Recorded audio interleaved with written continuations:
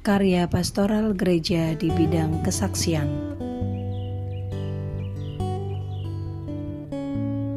Martiria adalah tugas pewartaan melalui kesaksian hidup. Martiria berasal dari kata Yunani, yaitu martis, yang berarti saksi.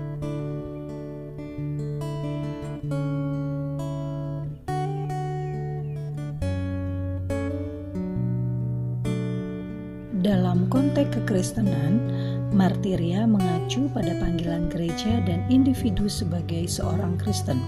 Sehingga untuk menjadi saksi atas iman, kita harus mengacu kepada iman akan Yesus Kristus, baik itu melalui kata-kata maupun perbuatan. Baik kita melihat contoh kesaksian dari salah satu orang kudus, yaitu Santo Stefanus. Ia adalah martir pertama dalam gereja Katolik. Ia disebut sebagai martir karena keberaniannya dalam membela dan mempertahankan iman akan Yesus Kristus.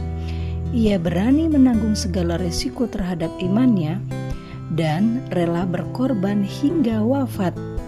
Ia wafat dengan cara dirajam hanya untuk mempertahankan imannya.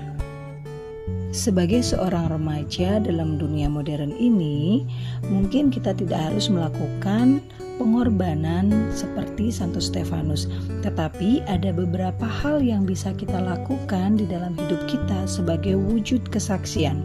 Salah satu contohnya adalah rela berkorban. Nah, untuk rela berkorban di sini kita memulai dari hal kecil. Misalnya saja dengan rela mengorbankan waktu kita untuk orang lain.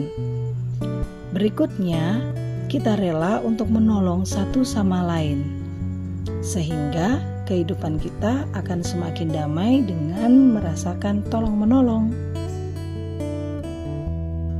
Kesaksian berikutnya yang bisa kita lakukan sebagai orang Katolik adalah berani menampilkan identitas kita sebagai orang Katolik, yaitu kita menampilkan jati diri kita sebagai orang Katolik dengan dimanapun kita berada dan kita melakukan apapun, kita harus memulainya dengan tanda salib dalam nama Bapa dan Putra dan Roh Kudus. Amin.